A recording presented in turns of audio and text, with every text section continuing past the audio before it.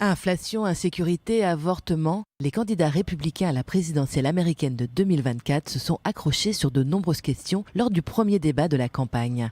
Un débat tendu et sans Trump. Cerné par les enquêtes, était comme à son habitude bien décidé à jouer les troubles-fêtes et avait décidé de snober ce rendez-vous. Je serai très occupé demain soir, régalez-vous. S'il a brillé par son absence, l'ancien président était pourtant au cœur de toutes les attentions. Ces 4 inculpations ont donné lieu aux échanges les plus virulents. Les 8 des 13 candidats conservateurs qui espèrent bien profiter de l'absence de Trump, en large tête dans les sondages pour gagner du terrain, ont échangé donc lors de cette émission animée par Fox News. Le gouverneur de Floride, Ron DeSantis, longtemps considéré comme le principal rival de Donald Trump, continue sa dégringolade dans les sondages. Outre Ron DeSantis, actuel gouverneur de Floride, les électeurs républicains ont pu écouter notamment l'ancien vice-président Mike Pence et l'ancienne ambassadrice de l'ONU Nikki Haley, qui n'a eu de cesse de rappeler son attachement à Israël. Pas là, mais quand même là. Donald Trump, sûr que les républicains vont le choisir pour la 3e fois comme candidat sans véritable course, avait décidé d'assurer sa contre-soirée électorale. Une entrevue préenregistrée qu'il a accordée à l'ex-animateur de Fox News et chantre du Trumpiste Tucker Carlson a été diffusée sur le réseau social X, ex-Twitter, à l'heure du débat télévisé. Illustration de cette drôle de campagne, Donald Trump doit se rendre ce jeudi à Atlanta pour se présenter aux autorités de l'État américain de Géorgie, où il a été accusé d'avoir tenté d'inverser le résultat de l'élection présidentielle de 2020.